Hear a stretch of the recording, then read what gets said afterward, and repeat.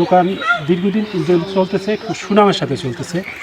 দোকানের সাথে শুধু মুদি মাল নয়, সে কৃষিকাজও করে, কৃষিকাজের যত উপকরণ আছে সেই উপকরণগুলো এখানে ছিল, সেগুলোও ডিজার্ভিং হয়েছে। আর শর্ট সার্কিট হওয়ার কোনো সম্ভাবনা নাই। গতকালকে তো আবহাওয়া খুব খারাপ, অন্য কোনোভাবে এটা আগুন লাগার সম্ভাবনা আছে। আর আমি মনে করি যে ভুক্তভোগী পরিবারকে কোনো ক্ষতিপূরণ বা কোনো সহযোগিতা যদি করা যায় তাহলে ভুক্তভোগী পরিবার খুব ভালো হয়। আমার বাসা হলো বুক পাশে, আমার বাড়ি থেকে বাইরে এসে এর মধ্যে চাষি আমার বললো যে আগুন লাগছে, দৌড়ে আইসি আয়া দিয়ে যে দাউ দাউ করে জ্বলতেছে।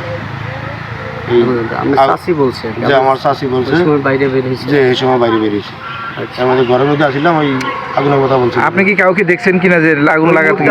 না, ওই মুহূর্তে এমনি আমরা চিকুর বাকর দিয়েছিলাম, আর অনেক লোকে আসছে। আর এটার ভিতরে মানুষের চিকুর বাকর দিয়ে বলতেছে যে আগুন লাগছে। পরে আমরা বাসা থেকে বাইরে আসছি, আসার পরে দেখতেছি আগুন চতুর্দিকে ছড়ায় গেছে, দ্বারে কাছাইতে পারি নাই।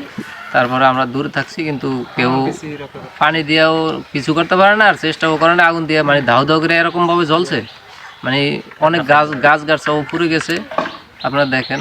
তারপরে মালামাল যা ছিল সবই আপনার জগমটার ছিল, দুইটা টিভি ছিল, তারপরে ফ্রিজ, তারপরে কসমেটিক্স মালামাল, মুদি মালামাল অনেক ছিল। দোকানে ঈদের বাজার উঠেছে, সবগুলা পুরো চাইকাই।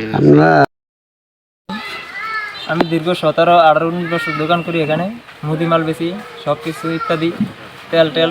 হ্যাঁ, কাল গত রাত করে দোকান 2:30-2:30টার মধ্যে দেখি আগুন সব ফুরিয়ে যায়। আমরা কোনো নিবারণের চেষ্টা করছি, পারিনি। আগুন ভয়ঙ্কর শুরু হয়ে গেছে। দোকান থেকে কিছু সরাইতে পারছেন? দোকানে কিছুই সরাতে পারিনি স্যার।